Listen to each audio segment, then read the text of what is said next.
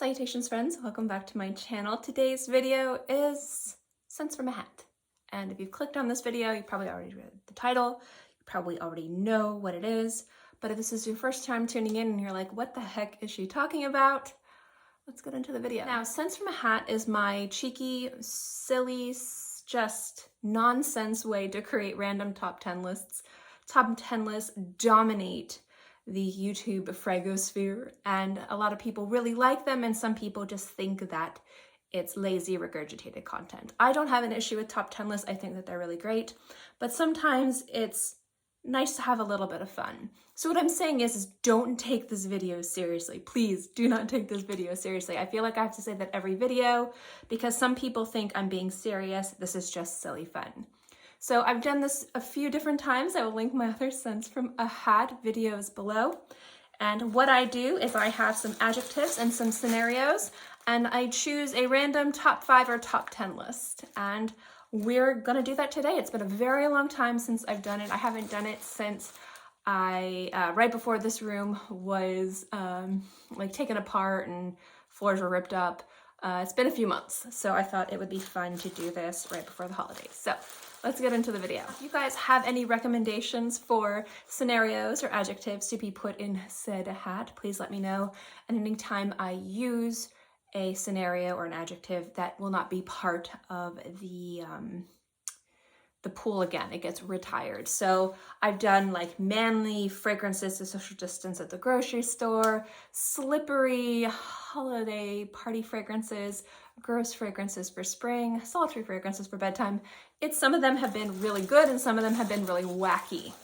I think my weirdest one was pungent scents to wear to pretend you're a wizard. So like I said, this can literally be anything. Again, please do not take this video seriously. So first things first, we have the hat, said hat. Yes, I do wear this hat. Yes, I am very juvenile when it comes down to every aspect of my life. So scenarios are in here. Let's see what we're choosing. And it's, oh, beastly. So I have my scenarios. Just so you guys know, like I don't look and see. I also don't redo because that would just be not part of the fun. So we have beastly fragrances to celebrate the new year. This is a video where it's not as off the wall. Again, pungent fragrances for wizards, gross fragrances for spring, slimy fragrances for holiday parties. Yeah, so this is going to be a very boring, actually very boring Scents from a Hat video.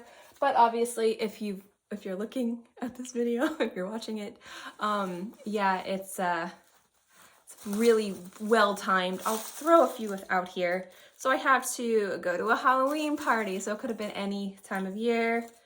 Embrace your existential dread. That's one that's in this list.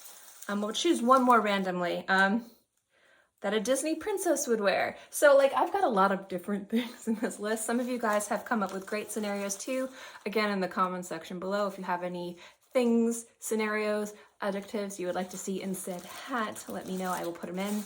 But I'm going to put these back in this bag, and then I'm going to choose 10 beastly fragrances to wear for the new year. All right, I'm back. So in order to choose 10 beastly fragrances to wear to a New Year's Eve party, this is your first time tuning into a Scents of a Hat video.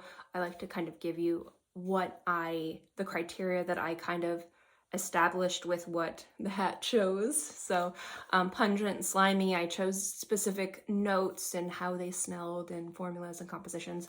For beastly, I was looking for attention-grabbing fragrances to the point where some people find them to be nauseating, but also the types of fragrances that if you were to wear them in an environment like a countdown party, you're at a party with friends, you're at a bar, you're at a restaurant, you're doing something and you want to make an impression with your scent, these are the types of fragrances that are attention-grabbing. There are also, a lot of these are very complimentary. This list is going to be filled with a lot of these same regurgitated fragrances you see in a lot of different lists. I was going to try to choose something a little bit more different, challenging, and unique, but at the end of the day, if you're looking for a fragrance to wear on New Year's Eve that will be loud and proud and beastly, these are good ones to have. So I'm not going crazy in regards to what I'm choosing, but You've seen these fragrances in different lists from different people, so just letting you know right now. This is the one that I think is my favorite out of the list in regards to making an impression, smelling really sexy, kind of commanding a room. It's the least loud out of all of them on my skin, but it still does definitely make an impression, and it's a really beautiful fragrance. And it's Armani Privé Rose d'Arabie. This fragrance definitely makes an impression. It's sexy, it's alluring, it's attractive, it's complimentary, and it's very distinctive while not being challenging. It's a great fragrance to wear that lasts a long time, definitely makes an impression when you enter a room, and smells very sexy, confident, and attractive. So these next four, so that way this video isn't crazy long, these are all very sexy, sultry, attention-grabbing fragrances. One of them has the same kind of beauty that Rose d'Arabie has, and if you guys didn't know, Rose d'Arabie is one of my top 5 favorite fragrances ever, but all of these are very sexy, very attractive, and very attention-grabbing, and very loud. So the first one, we have Alexandria 2. This is the one that I would say kind of closely resembles the beauty and the luxury of Rose d'Arabie. It is an excellent fragrance, very sexy, very in your face, but there's something about it that's just very luxurious and beautiful and kind of awe-inspiring. That fragrance is absolutely amazing. Now, if you want more of the kind of dumb grabs in regards to very sexy, attractive, confident scents, we have Perfumista Avenue from Bond No. 9 and Roses Greedy from Mancera. These two are great fragrances, especially if you like those more feminine leaning fragrances, something a little bit more fruity, more floral, but still very in your face and unapologetically sexy and loud. These are really, really nice. And the one that I definitely would recommend in regards to filling a room is obviously Baccarat Rouge 540, specifically the Eau de Parfum, not the extrait. The extrait's fantastic, but I find it to be more intimate than the Eau de Parfum, at least on my skin. So these 4 guys right here are ones that I would assume to be more attention-grabbing, easy fragrances to wear, especially if you prefer to smell a little bit more feminine, a little bit more sexy, a little bit more mysterious and bold and unapologetically like in your face in regards to fragrances, but still having a bit of confidence and allure to you. These 4 definitely fit that bill, at least in my opinion. Now, since we had some female leaning fragrances, and fragrance is genderless, you can wear whatever you want, but obviously fragrances that are a little bit more fruity and floral tend to be more marketed to women, even if anyone can wear them. But these are more marketed, or specifically marketed to men. These fragrances definitely are attractive. One of them is like one of my favorite fragrances on a guy, and the other one is a legend in the community. So again, if you're looking something beastly, beast modey, something that will gather attention, especially in an environment like a New Year's Eve party. You want to ring in the new year wearing something fabulous. These 2 fragrances are excellent. We have Creed Aventus. This is a Sprite batch.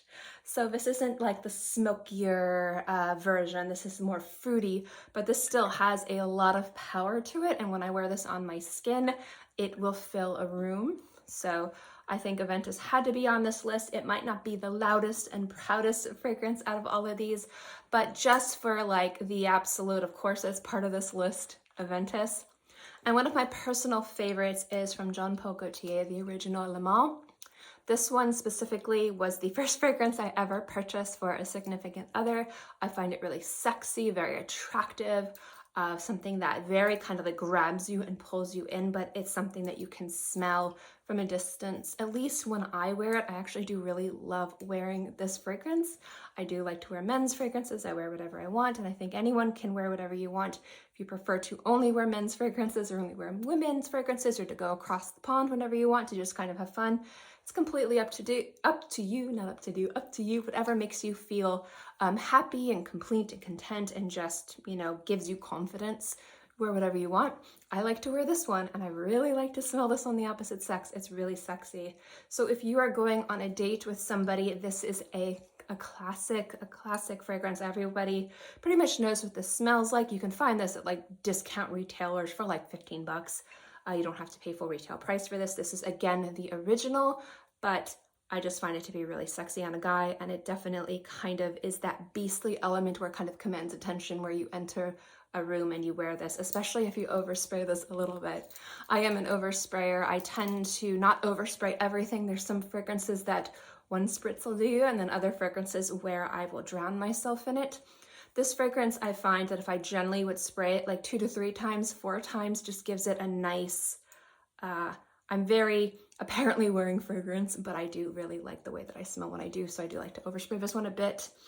And obviously, again, going back to Aventus, this is just obvious. I don't really need to go into that one too much. Last 3 are women's fragrances. 2 of them are more challenging. They're designer fragrances. They're marketed as designer fragrances. They've been around for a very long time, but these scents are for very mature, sophisticated palettes. I mean, you can wear whatever you want. I mean, you can be mature and sophisticated and want to wear Aquilina Pink Sugar. You know, definitely what you decide to wear as a perfume doesn't dictate if you are classy. Wear whatever you want. Have fun. Smell however you want to smell. But these 2 fragrances specifically, some people definitely find them to be more challenging with the other designer fragrances because they are so loud and proud and they are very distinctive.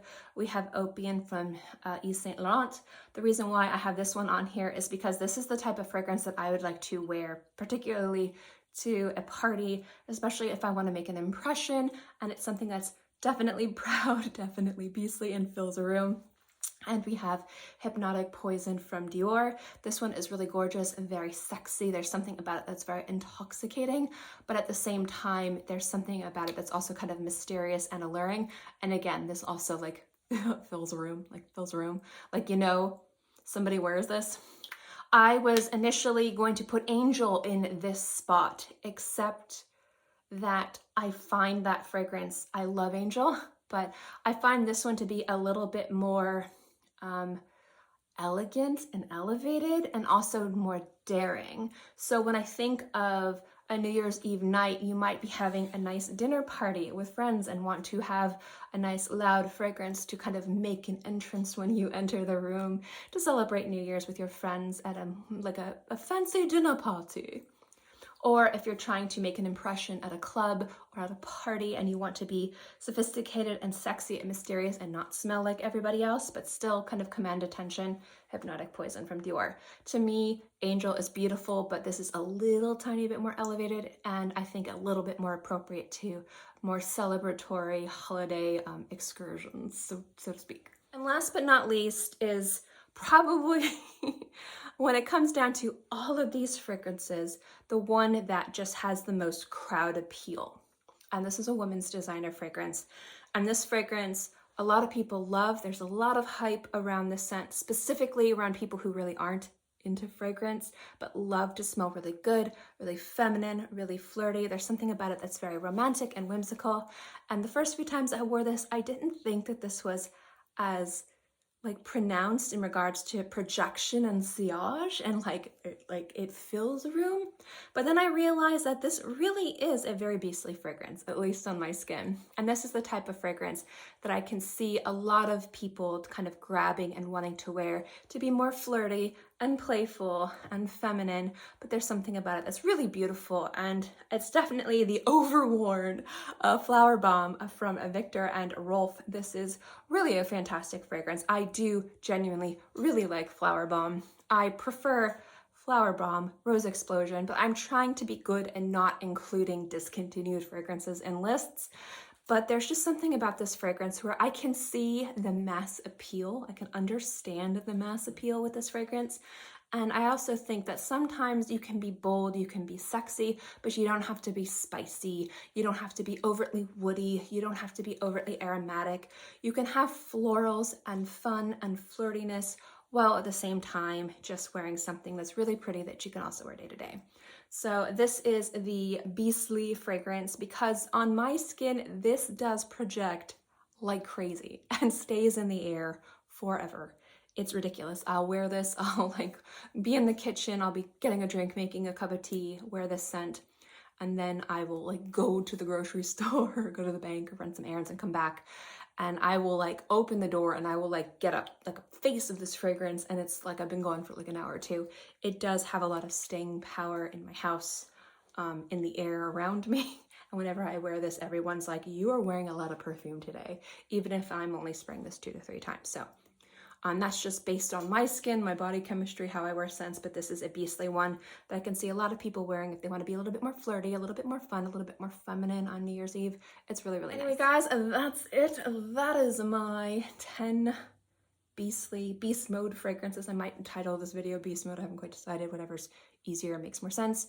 Fragrances for New Year's Eve parties. Again, this video was kind of a dull, boring type of video. Scents from a Hat can definitely get a little bit more silly and a little bit more spicy, but I like to do these videos, and I think that the hat has spoken, and the hat wants Beast Mode fragrances for New Year's Eve, like 3 weeks before New Year's Eve. So there we go. Thank you, Hat.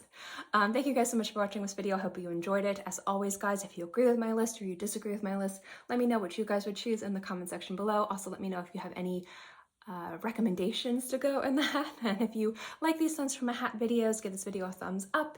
If you don't like these Scents from a Hat videos, you can do whatever you want. You can thumbs down the video, you can unsubscribe, you can be in the comment section being mean. You do whatever you want, whatever makes you happy. In any case, thank you guys so much for watching this video. I hope you enjoyed it, and I'll see you next time. Bye.